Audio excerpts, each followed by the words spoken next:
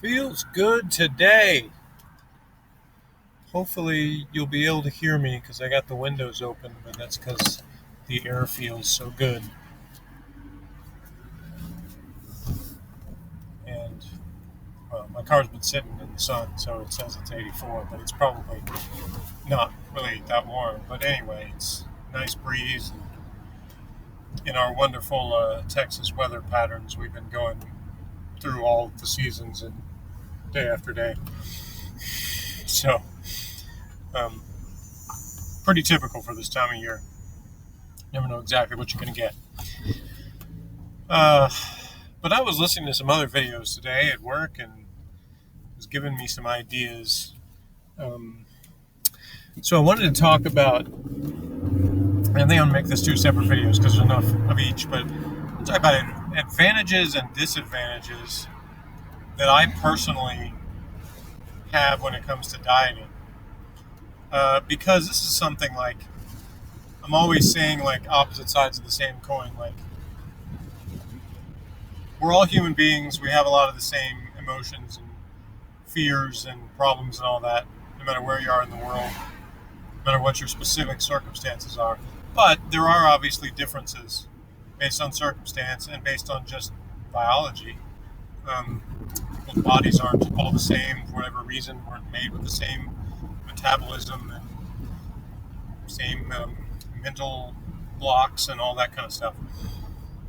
So anyway, since I'm feeling so good today, I figured today, if I have time, I'll try to talk about the advantages that I have sort of over some people when it comes to dieting, because I talked a little bit about that in the video I did about cheat meals, um, because there's certain things that people struggle with that I don't struggle with.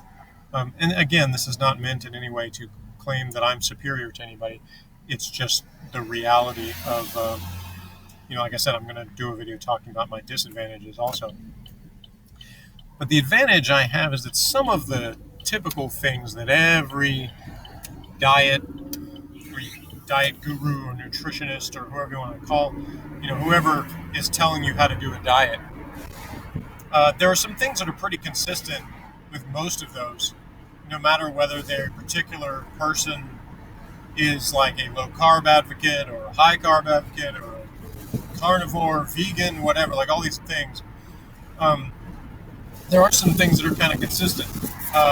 One of them is people telling you drink plenty of water. And I consider this an advantage that I have because I already did drink lots of water even before I started trying to lose weight. Um, I usually liked the taste of water. If it didn't, there's certain places where whatever stuff is in the water out of the tap tastes weird. Certain bottled water tastes weird. So basically there are sometimes waters that I don't like the taste of, but in general I like water. And it's the best thing for when I'm thirsty, which is often. So I really don't have to be told drink a lot of water. It's a joke to me when people say the thing about you should have at least eight-ounce glasses of water a day, and that's funny to me because that's only half a gallon for the entire day, and I probably have twice that just while I'm at work during the daytime. And that's so not even counting what I have at night and not counting what I have if I work out or, if I go play tennis or frisbee like I'm doing tonight. You know, and I'll drink a ton more water. I'll drink like a half gallon of water just like at tennis. So the idea that, that's what you should have a day has always been kind of funny. Um, so anyway, yeah, that's one of them. Drinking water, not a problem for me. Um, Another one is they say, if you're trying to lose weight, trying to burn fat, don't limit your alcohol consumption. Well, that one's not hard for me either because I don't drink alcohol. I don't like alcohol. I, uh, Other than the occasional time where I have had severe congestion and use NyQuil just basically to knock myself out, I don't consume alcohol. So again, that's an advantage I have over some people that basically have to either reduce or quit entirely their alcohol drinking in order to lose weight. So, and that one was not a problem for me. Um, so that's a couple things that were not hard for me to do. Another thing, and I think I touched on this in the last one also, is that I hear people talk about emotional eating, um, where they're depressed or something bad happened to them, and they respond by eating a bunch of ice cream or whatever their thing choice food is, a bunch of candy or whatever. I really have never had a problem with that. I've had plenty of times where I overate those type of things, but it was not. I mean, I guess because I'm so emotional anyway, it's hard for me to differentiate. But I really don't think that specifically has been a trigger response thing for me. That I've been like, oh, I had a bad day, so I'm going to eat a bucket of ice cream. Like, I ate a bucket of ice cream when I just felt like eating a bucket of ice cream. So there were plenty of times where I wasn't really hungry where I would eat. So that part I did struggle with, but not the emotional aspect of it really. I've never had an issue with that specifically where having a bad experience or having hurt feelings or bad emotions led me to eat more or eat things that were bad for me specifically. Um, so again, that's an advantage that I maybe have over some people in that that particular thing has never been a problem for me. Let me see if I can remember. I'm trying to remember the other things that were on the videos I was watching earlier because there's a channel I've been watching a lot of called the 6 Miles to Supper. Woman named Kayla who does intermittent fasting, one meal a day. Anyway, I'll try to remember to put the link to her channel in the description. But anyway, yeah, she talked about the emotional eating thing. And the other thing she talked about was setting realistic goals when it comes to weight loss. That I think I also maybe is not hard for me to do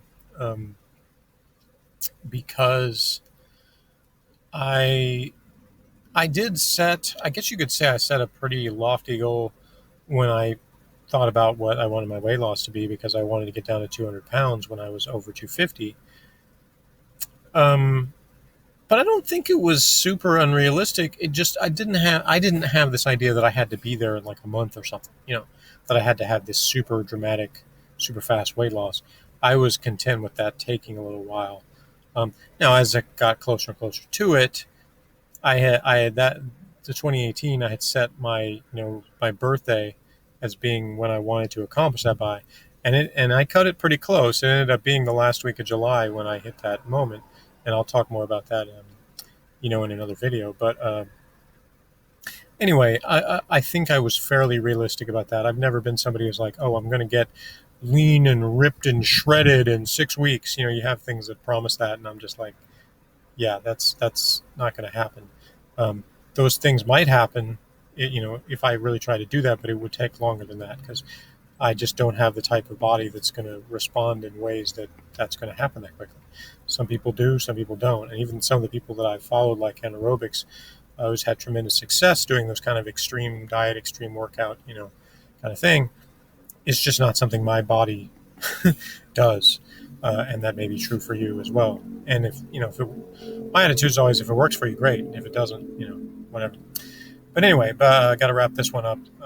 So thanks for watching. Subscribe if you haven't already. Like, share this video. And in the next one I record, I don't know exactly when I'm going to upload these, I'll talk about some of the disadvantages I feel like I've had compared to some people in doing dieting and getting healthy, losing weight.